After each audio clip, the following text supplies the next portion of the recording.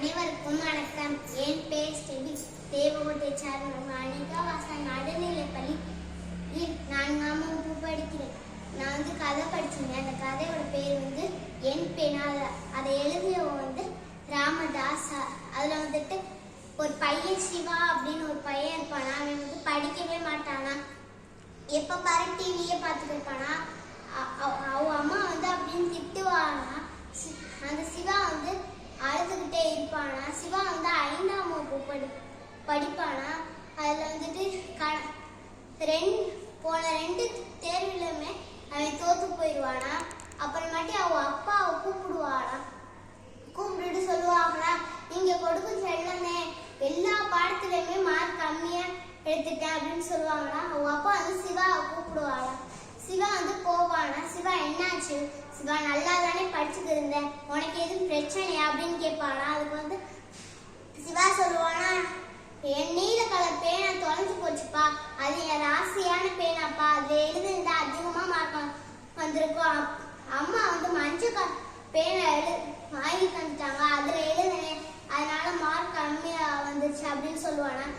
அவ அப்பா சொல்லுவானா, சரி போகட்டு விடு, நான் புது நீல கலர் பேனா வாங்கி தரேன் அப்படின்னு சொல்லுவாங்களா.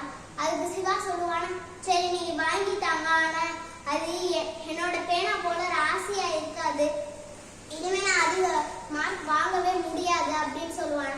அவங்க அப்பா சிவாக்கு எப்படி புரிய வைப்பதுன்னு யோசிச்சுக்கிட்டே இருப்பானா. அப்ப சிவா வீரோல பழைய போட்டோ ஆல்பம் இருக்கு, எடுத்துட்டு வா அப்படின்னு சொல்லுவானா. சிவா ஓடி போய் எடுத்துட்டு வருவானா. அவனுக்கு சிவாக்கு போட்டோ பார்க்கறது ரொம்ப பிடிக்குமா. அவங்க அப்பா காட்டுவானா, இதான் நீ பிறந்த போது எடுத்த போட்டோ, இதான் நம்ம இந்த பழைய வீடு அப்படின்னு சொல்லுவாங்க. நான் இதுல இருக்கும் போது கஷ்டப்பட்டு சம்பாதிச்சேன், இப்ப புது வீடு வாங்கிட்டேன் அப்படின்னு சொல்லுவாங்கன்னா. அதுக்கு சிவா பாப்பானா, அப்பா என்ன சொல்ல வரான்னு புரியாம அவ அப்பாவே பார்த்துட்டு இருப்பாளா. அதுக்கு அப்பா சொல்லுவாங்கன்னா, இது ராசியான வீடு எல்லாரும் சொல்லுவாங்க, ஒருவேளை நான் இதுல இருக்கேன்னு வச்சுக்க அப்படின்னு சொல்லுவானா. இந்த வீடு எனக்கு பணம் கொண்டு தருமா அப்படின்னு கேட்பானா. இல்ல அப்படின்னு சொல்லுவானா.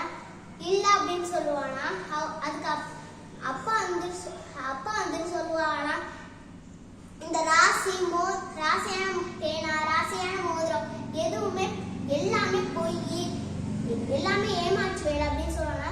சிவா ஆர்வமா கேட்பானா, எல்லாமே பொய்யா அப்படின்னு கேட்பானா. அதுக்கு அவ அப்பா சொல்லுவானா, சரி போன வருஷம் படிச்சிருந்த வகுப்பு பேர் அசையான வகுப்பா இருந்தேன், நீ அங்கேயே இருந்திருப்பியா அப்படின்னு கேட்பானா. அதுக்கு சிவா சொல்லுவானா, இல்லைன்னு சொல்லிட்டு சிரிப்பானாவே. சிவா அதுக்கு சொல்லுவானா, ஆமாப்பா நான் ஒழுங்கா படிக்கல, ஒழுங்கா படிச்சிருந்தா எனக்கு அதிக மார்க் வந்துருக்குப்பா அப்படின்னு சொல்லுவானா. அதுக்கு அவ அப்பா குட், இப்பதான் நீ நல்ல பையனா இருக்க அப்படின்னு சொல்லுவானா. சிவா புத்தக பைய எடுத்துட்டு உட்காந்து படிப்பானா. அதுக்கு அவ அப்பா டீ போட போவானா, எழுந்து போவானா. இதுல நம்ம என்ன தெரிஞ்சுக்கிட்டோம்னா, ஒழுங்கா படிக்க இந்த ராசி மோதிரம் எதுவுமே இல்லை. நன்றி, வணக்கம்.